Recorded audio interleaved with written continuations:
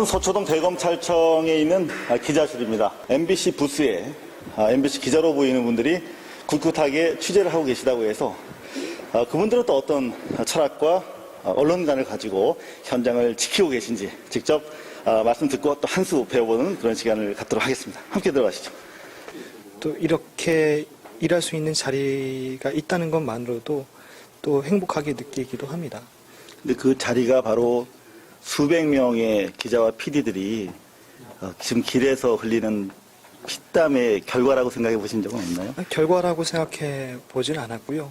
뭐 꾸준히 다른 기자들도 마찬가지일 겁니다. 뭐 공중파에 오고 싶어 하는 거는 방송 기자로서는 누구나 당연한 것일 테고, 다만 이제 얼마나 행복감을 느낄 수 있느냐라는 부분에 대해서 부족한 부분이 당연히 있다. 지금 행복하십니까? 저는 행복합니다.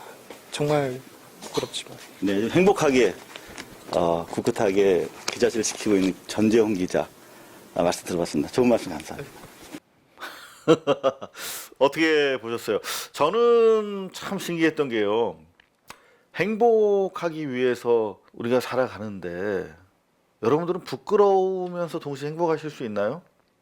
염치라는 말, 저는 이 기자로서 가장 중요한 미덕, 조건이 아닌가 그렇게 생각하거든요. 기자가 어떤 특정 분야의 전문성도 있어야 되고, 뭐 정의감도 있어야 되고, 그런가 하면은 균형감도 있어야 되고, 여러 가지 조건이 필요하겠지만, 저는 최소한의 덕목이 염치, 부끄러움을 아는 마음이 충만해야 한다 이렇게 생각하는 사람이거든요. 부끄러움을 알지 못하면 이게 기본적으로 사람이 아닌 거잖아요. 그렇잖아요. 그래서 이 염치라는 걸 가장 중요하게 생각하는데, 부끄러우면서도 행복하다라고 하는 저 말을 듣고 저는 되게 충격을 받았어요. 그도 그러할 것이 파업의 내용, 목적에 동의를 하든 안 하든 간에 수백 명의 동료 선후배들이 공영방송이라고 하는 대의를 위해서 아스팔트에서 버티고 있는데, 그 자리를 몰래 쑥 들어가서 남의 자리를 차지한 사람, 염치를 모르는 사람이 어떤 기사를 쓸 수 있을까요? 저는 단호하게 이들을 처벌해야 한다 이렇게 생각을 하고 틈나는 대로 발언을 했습니다. 그랬다가 이제 소송이 걸렸죠. MBC와 그 시용 기자 대표로부터 명예훼손과 모욕죄로 고소를 당했어요. 근데 재밌는 건 검찰이 또 그걸 기소했어요. 2014년 여름에 검찰은 정말 그렇게 황당했습니다. 권력의 신여였죠. 지금은 얼마나 바뀌고 있는지 여러분들이 판단해 주셔야 될 텐데, 여하튼 시용 기자들은 MBC 기자를 내쫓고 주요 부서를 장악해서 MBC의 공영성과 신뢰도를 막장으로 끌어내린 장본인이다, 제가 이런 말을 했더군요. 다 적어놨어. 제가 한 말들을 다 이렇게 캡처를 해놨더라고요. 그리고 또 제가 팽목항에서 이런 말도 했었죠. 전재홍 MBC 기자에 대해 MBC 파업 기간 동안 김재철에 의해 뽑힌 이른바 시용 기자들이다 이렇게 명명을 하고, 여러분들이 시청하시는 MBC를 비롯한 이런 공중파는 기자가 아닌 시용 기자가 만드는 뉴스가 아닌 흉기다, 절대 공중파에 속지 마셔야겠습니다 여러분이라고 팽목항에서 말씀드렸거든요. 이걸 또 다 이렇게 캡처해가지고 고소를 했어요. 그래서 2012년부터 한동안 쫓아다녔죠. 그리고 2016년, 그러니까 2년 반 가까운 시간 동안 재판을 받고, 요 뒤에 있는 건물이 대법원이에요. 대법원까지 갔어요. 끝내 무죄를 받았는데 1, 2, 3심 다 이겼거든요. 그러면 검찰이 이렇게 뻔한 사건은 윗선에서 지시를 하면 기소는 할 수 있겠으나 1심, 2심에서 연거푸 깨지면은 대법원까지 가자는 얘기는 하지 말아야죠, 양심이 있으면. 근데 대법원까지 또 무리하게 끌고 갔어. 다 우리 세금 드는 일인데. 결국 그래서 너무나 기뻤어요. 그때 여러 가지 소송을 한 20건 정도 계속 겹쳐 있는 상황에서 상당히 스트레스 받는 일이었는데, 옆에 도와주신 우리 고발뉴스 자문 변호사, 30건 넘는 고발뉴스 지난 이명박근혜 정권 치하의 소송을 다 이겨주셨죠. 저는 개인적으로 이순신 장군이라고 부르는데, 우리 김성훈 변호사랑 기뻐서 이렇게 날뛰는 모습입니다.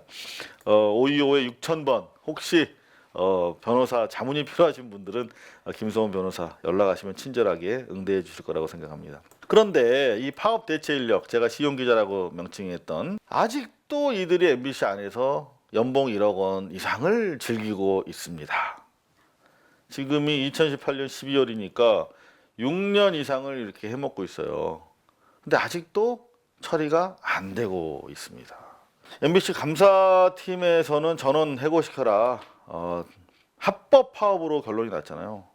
파업 중에 구사대 이렇게 시용으로 들어온 사람들은 합법 파업의 정당성을 흔드는 사람들이니까 이 자체 채용 자체가 불법이다. 다 잘라라 이렇게 결론이 나왔고, 더구나 언론노조 MBC 본부에서도 불법으로 채용된 55명 모두 채용 취소 날려야 된다 이렇게 주장을 하고 있는데, 아직 우리 신중한 최승호 MBC 사장께서 판단을 못 하고 계세요. 그래서 인사위원회를 거쳐서 근로계약 유지 여부를 최종 판단하시겠다고 하는데, 좀 더 과단성 있는 결정을 내려야 하는 거 아니냐, 이런 여론이 MBC 안팎에 높다, 이런 말씀으로 마무리를 합니다.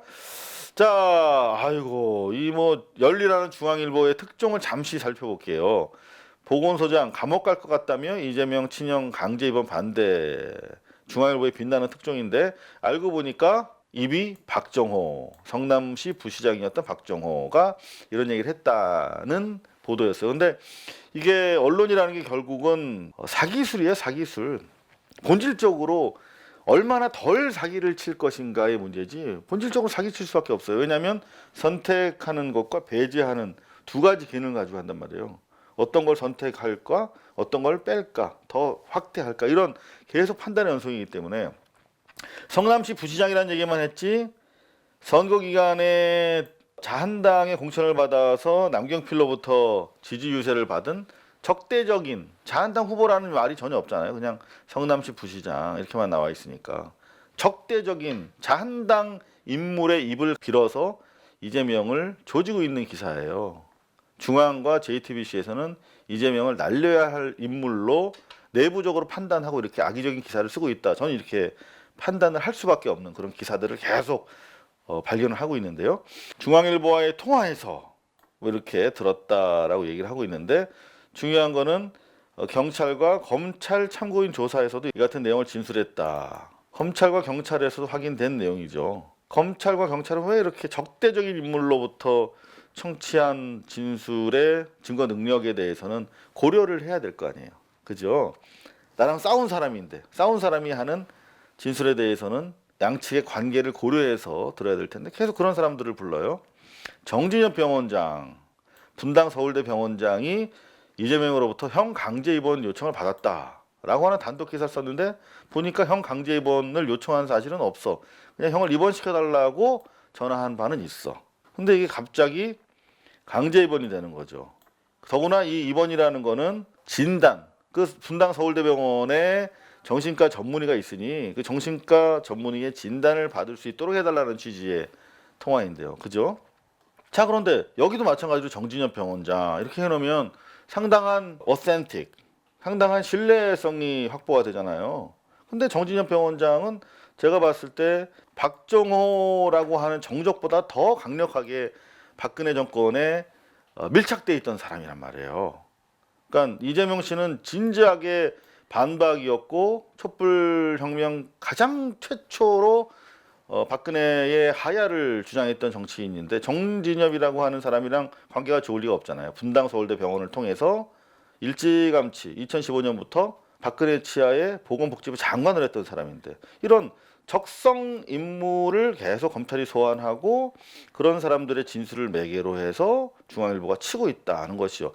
정진엽에 대해서 조금 더 들여다봐야 되는데, 일단 이재명의 이런 반론 기사들, 2012년 당시 정신보건법에 따라서 자기는 의법 조치를 했다. 왜냐하면 여러분들 기억 안 나실 수 있겠어요. 여의도 광장에서 정신질환자가 사회 불만을 가지고 차를 폭주해서 많은 사상자가 생긴 사건이 있어요. 그런 경우에 가족들, 본인은 뭐 정신에 문제가 없다고 할 것이고 가족들도 어쩔 수 없는 상황이 많잖아요. 그랬을 때 행정청이 진단하도록 의뢰하는 법이 생겼단 말이에요. 2012년 당시에. 그러면 그게 자신의 형이라서 그렇지, 형이라는 사람이 지속적으로 성남시에서 와서 문제를 일으켰잖아요. 그러면 충분히 당시 법에 따라서 진단을 요청할 수 있죠. 자기 정상적인 법적 행동을 했다라고 하는데 중앙일보와 검찰을 거쳐 나오면 이렇게 불법적인 마치 강제 입원 요청 그리고 정적 박정호에 따르면 보건소장이 이렇게 읍소하는 그런 상황으로 보도가 되는 것이죠. 그런데 정작 이재명 측의 이런 반론은 보도가 되지 않아요. 정진엽이라고 하는 인물에 대해서 조금만 더 살펴보면 여러분들이 이 정진엽이라고 하는 인물의 쿼트, 인용을 가지고 기사를 쓰는 자들의 악랄성과 의도성을 알 수가 있어요. 정진엽은 누구예요? 기본적으로 중앙일보의 동업자야. 복지부 장관 시절에 독거노인 사랑잇기 사업을 같이 체결한 당사자예요. 근데 이 독거노인 사랑잇기 사업이라는 게 뭐냐면 결국은 중앙일보 장사시켜주는 거야. 뭐냐면 독거노인 1000명에게 무료로 신문을 제공해. 어느 신문? 중앙일보를 제공하는 거예요.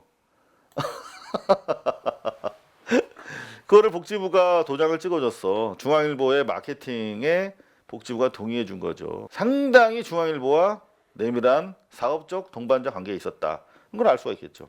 그런가 하면 민주당 손혜원 의원에 따르면 2016년 당시 정진엽 등을 의료농단 3인방으로 지목할 정도로 그야말로 최순실 박근혜 사이에서 상당히 암적인 존재였던 사람이에요. 그런 사람에 대해서 징계하지 못하고 그분의 멘트를 가지고 계속 이재명을 조집니다. 여러분, 손혜원 의원이 근거 없이 이런 얘기 했겠습니까?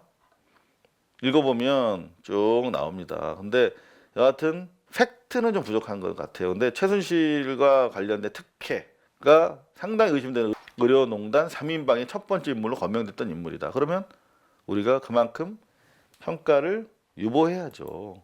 자, 더 나아가서 어떤 인물이냐. 서울대병원이 영리자회사를 대거 착오합니다. 이게 바로 박근혜 정부 하에 대학병원 영리목적 자회사 설립 허용의 결과인데요. 박근혜가 계속 서울대병원을 키워주는 그런 조치를 이어갑니다. 이를테면 서울대병원은 헬스커넥트와 이지케어텍, SNUH 벤처를 자회사로, 이지메디컴, 인더스마트를 출자회사로 뒀어.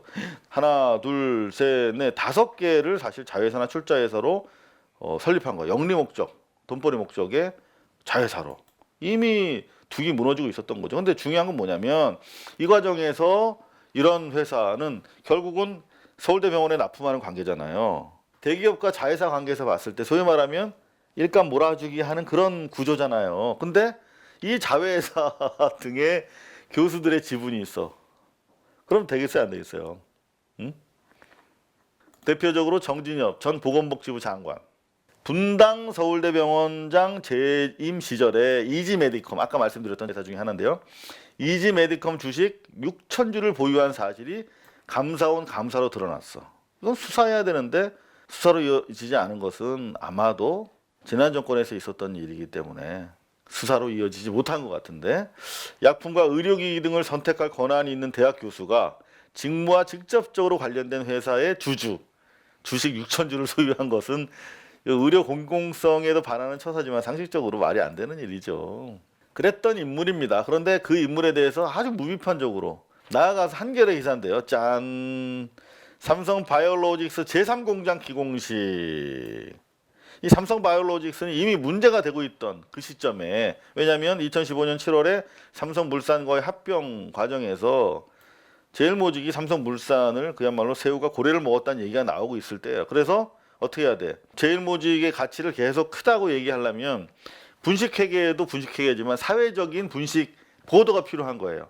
삼성바이오로직스가 막 크게 뭐 잘 되고 있다 이런 에드밸론을 보도를 통해서 띄워줘야 되는, 저는 그거를 분식 보도라고 하는데, 여기 보면 송도에서 열린 공장 기공식에 왼쪽 이재용 박 대통령 그리고 정진엽 보건복지부 장관 딱 이렇게 버티고 있잖아요.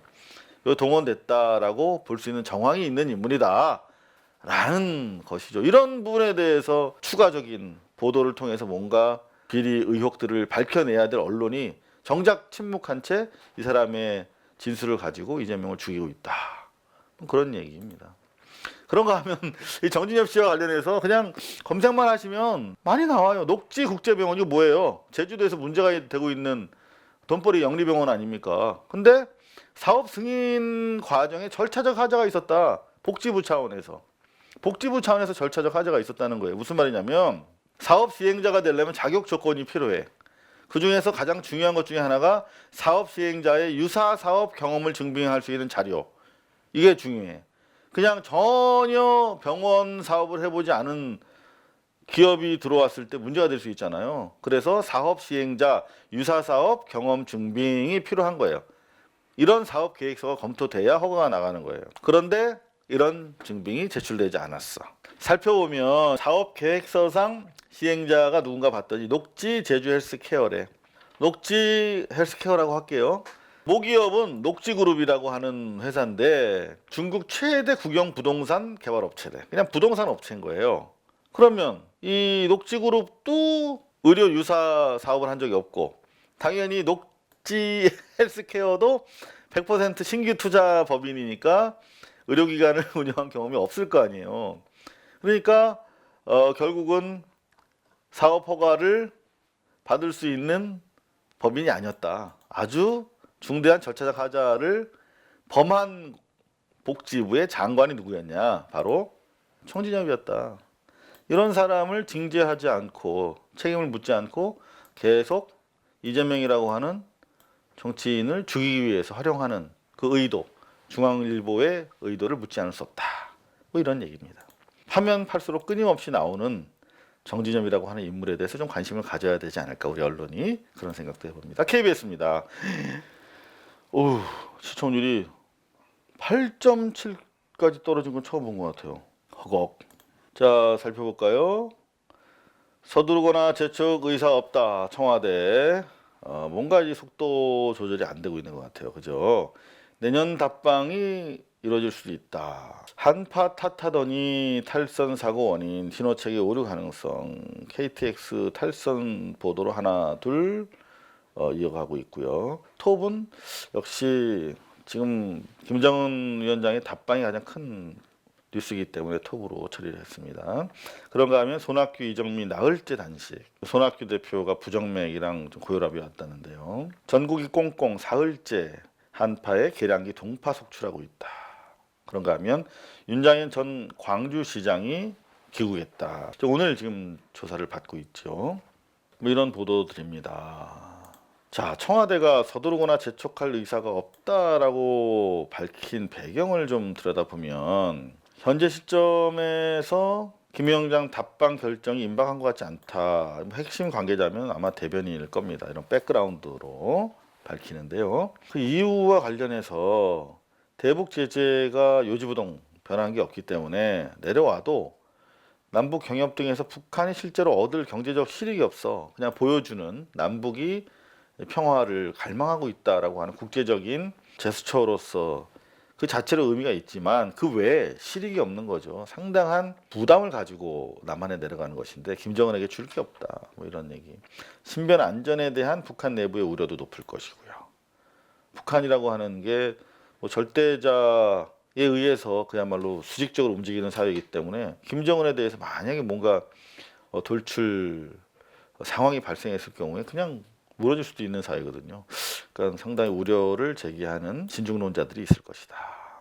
윤장현 전 시장이 귀국했는데 조사를 받게 될 것이다. 주변 측근들이 그런 얘기를 하고 있나 봐요. 자기는 사기를 당한 건데 그 공천 비리와 연결짓는 구도가 참담하다.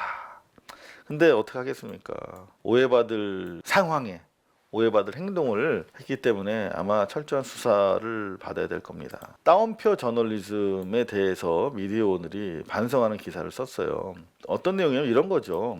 이재수 빈소의 정치권 조문 행렬 그러면서 안타까운 죽음이다라고 하는 적폐 정치인들의 멘트를 계속 따옴표 보도하는 거예요. 이런 적폐 정치인들의 멘트가 계속 걸려 있어요. 이른바 따옴표 저널리즘이라고 하는 게 과연 저널리즘이냐? 이게 보면은 정치 부의자들이 국회에서 계속 복도에서 정치인들 쫓아다니면서 이렇게 멘트 구걸하는 거 많이 나오잖아요. 그런 보도로는 이런 우리 퇴행적이고 구시대적인 정치 문화를 바꿀 수 없다. 그런 얘기입니다. 그래서 상임위원회에서는 토론이 진행되거든요. 어찌됐든 여야 의원들이 있으면 논쟁이든 토론이든 하는데 상임위로 마이크를 갖다 대야지 이 복도에서 이 정치 이른바 그 리더라고 하는 사람들의 언론 플레이를 위한 장이 되어줘서는 안 된다. 그런 반성인데 계속되고 있죠. 이재수 빈소에서 이른바 빈소 정치하는 적폐 정치인들에게 마이크를 갖다 주고 그걸 커트해서 인용 보도를 하는 언론 행태가 주말 내내 계속됐다.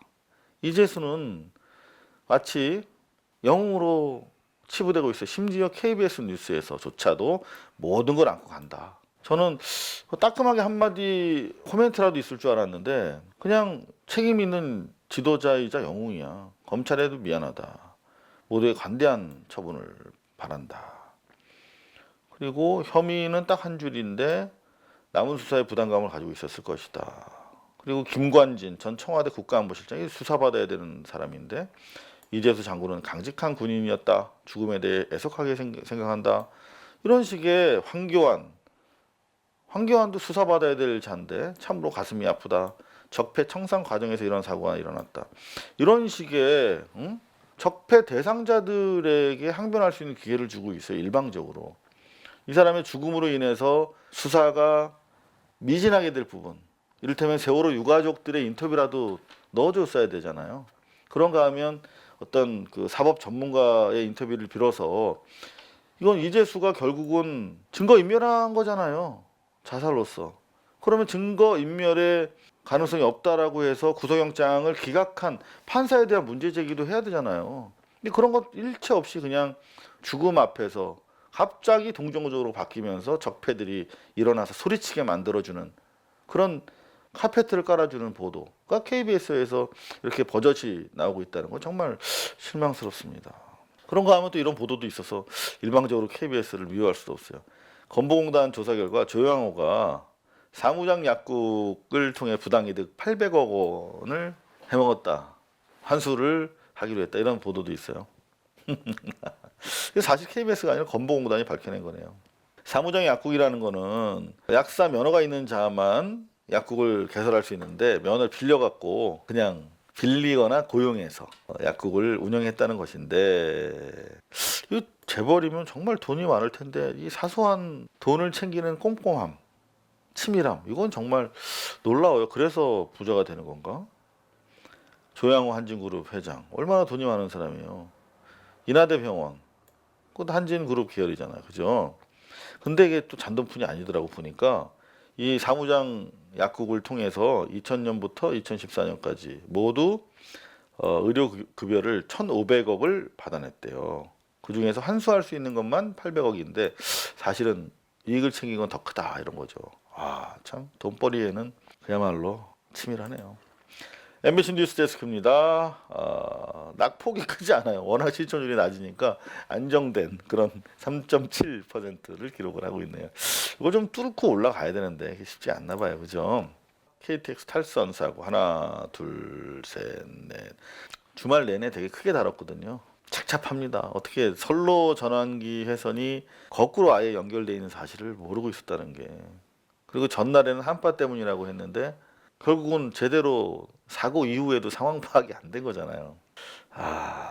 이런 안전사고 정말 결국은 인권이 지대정신이 된 마당에 안전사고, 안전불감증은 그야말로 가장 우리 사회를 위협하는 구조적인 위험 요소다. 이렇게 생각이 됩니다. 청와대가 답방 서두르거나 재촉 안 한다. 연내 답방이 쉽지 않을 수도 있다. 그런가 하면 김정은 답방 놓고 맞불 집회 환영과 반대로 겹치고 있다. 이런 보도가 별도 리포트로 나왔는데요. 쭉 보면은 그냥 기계적인 나열이에요. 찬성하는 사람과 반대하는 사람이 있다. 하지만 이제 기자의 사적 영역은 요 한 줄이에요. 기자가 기자로서 기능하는 저널리스트로서의 자기 과시는 딱 한 줄입니다. 이걸로 기자의 레벨이 결정된다고도 볼 수 있어요. 뭐라고 했나 볼까요? 답방을 찬성하는 쪽이나 반대하는 쪽 모두 집회와 문화제를 계속할 방침이어서 논란과 갈등도 이어질 것으로 보인다. 이건 뭐야? 계속 이런 찬반 집회가 이어질 것이어서 갈등이 우려된다 이거잖아요. 이건 오히려 갈등을 조장하는 측면에 있는 클로징이에요. 한쪽을 얘기를 해줘야 되는 거죠. 촛불 이후 MBC라면 더구나. 실제로 MBC는 지난 9월 여론조사를 통해서 82.8%가 김정은 위원장의 서울 답방을 환영한다 라고 하는 여론조사를 보도한 적도 있어요. 80%가 넘는 국민이 환영하는 답방이에요. 근데 이렇게 갈라치기 해가지고 갈등 요소로 포지셔닝 하는 것은 건강하지 않죠. 왜 그럴까요? 의지가 없는 거죠. 의지가. 이슈 관리가 안 되는 거예요. 실제로 보면 82.8%, 83%면 여론조사에서 거의 100%라고 보면 되는 결과인 거거든요. 그런데 83%가 찬성했던 서울 답방이 지금 3개월 만에 줄어들어 있어요. 이게 무슨 의미일까요? 이슈 관리를 못하고 있다는 거예요. 무슨 말이냐면 언론들이 계속 답방의 의미와 평화 번영에 있어서의 역할을 계속적으로 관리를 해줘야 되는데 자기들 문제가 아니라고 이렇게 내쳐버린 거죠. 정권의 문제다 이거는. 우리는 마치 평화와 공동 번영에 무관한 제3자 관찰자인 것처럼 이렇게 빠져 있는 거예요. 그러니까 25%가량이 빠진 거죠. 반대로 돌아선 거예요.